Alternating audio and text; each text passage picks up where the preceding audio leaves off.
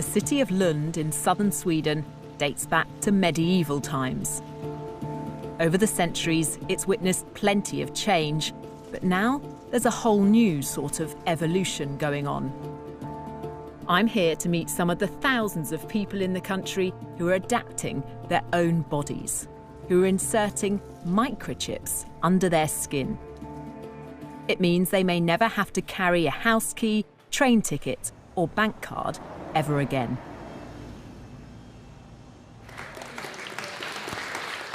This is a microchipping party. Hannah's getting an electronic chip implanted into her hand. She believes one day we'll all be chipped like her. So congratulations, Hannah. Thank you. You've been chipped? Yes, I have. How does it feel? It feels good. I'm excited to see what I'll be able to do now. Can I touch it? Yeah, you can feel it there. I feel like this is the future. It's the next big thing that's going to happen. Happy cyborg birthday. Happy cyborg birthday to you. Thank you. Congratulations. But is this sci-fi fantasy or practicality? I want to know why anyone would want to do this. For this teenager, microchips, it seems, are in her DNA. Felicia is my daughter and I'm the father. So you're a microchip family? We will become one now today. Magnus and his daughter Felicia have come here together tonight because they believe this is the future.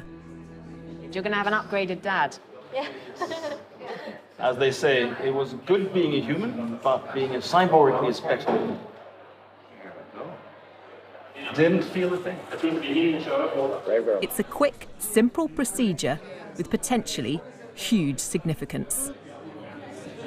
So you're officially part machine. How does it feel? This is awesome. How cool is that? Good job.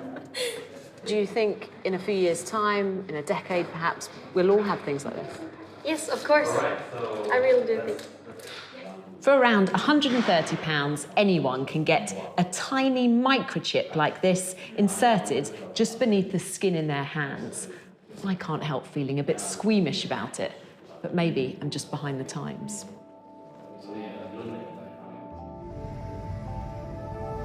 It's the morning after, and I'm about to catch up with Felicia and her dad Magnus as they get to grips with their new existence.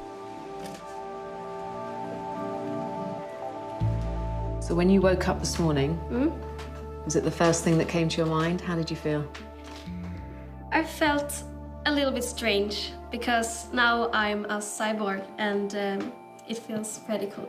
The chips in their hands use near-field communication, the same technology that allows you to pay with a contactless credit card. They can be read by a device like a smartphone.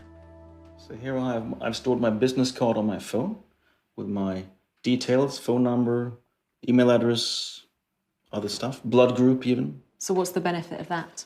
When I get customers or suppliers at work, they ask for my business card and I say, scan me. Aren't there risks involved in that as well? Couldn't somebody pass you by and take all that information? Yes. Yes, it is in theory possible, but you have to be really, really close. But the main thing I think is that I choose myself what I want to store on this chip. The people I've met so far don't seem to have any concerns about blurring the lines between man and machine. Hannes has made it his mission to convince more of us to get microchipped. He's what's known as a biohacker, someone who wants to improve their body with technology. What's wrong with just having contactless payment cards? We've all got phones, we've all got a set of keys. What's the point? The point is to reduce the hassle of exactly these things. Isn't that just the ultimate laziness? No, it's convenience. And convenience is a pretty powerful force. I mean, in the morning, every morning, when you stand there going out your front door, you check your purse or your pockets. Okay, do I have my wallet, my charger, my keys, my phone, all my stuff? What if you could reduce that by half? It would declutter your life. Hannes has helped develop several microchips. He wants us all to hack our biology. Microchipping is, he says, just the start.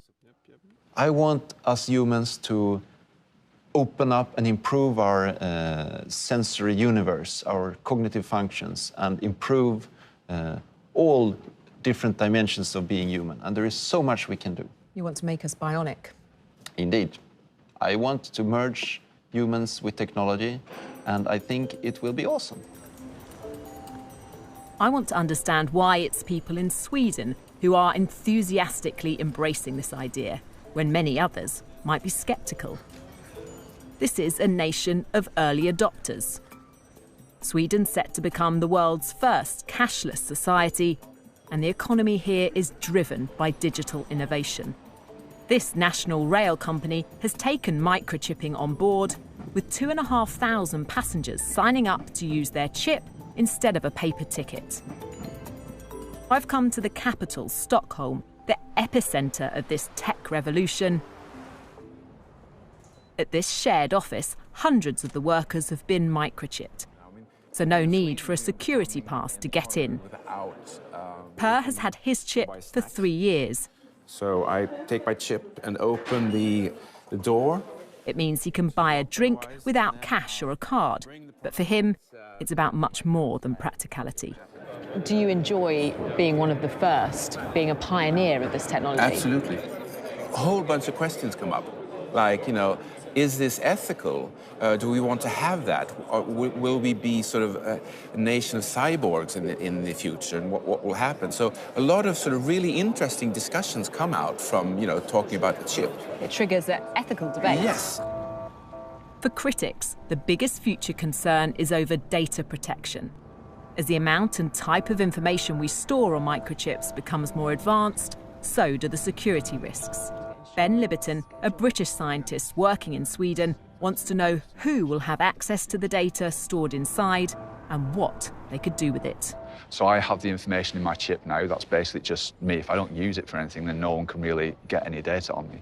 But then if I start to use it at work, then work knows when I've interacted with something at work. If I then go to the canteen people know exactly what I've interacted with there. So the wider spread it becomes, and the more that we can interact with different things, then our data is being kind of shared and incorporated in lots of different places. The nightmare situation in that case would then be that someone else has access to my health data, and that one day I get a letter through the door that's like an increase in my health insurance premium before I know that there's any problem with my own health. So I think we have to be cautious now in the very early stages to make sure that we're actually controlling how the information is being shared. For now, it seems to me, what the chips can actually do is fairly limited. But the people I've spoken to are convinced that this technology will, one day, change the way we live. That in the future, we will all be chipped. And they are leading the way.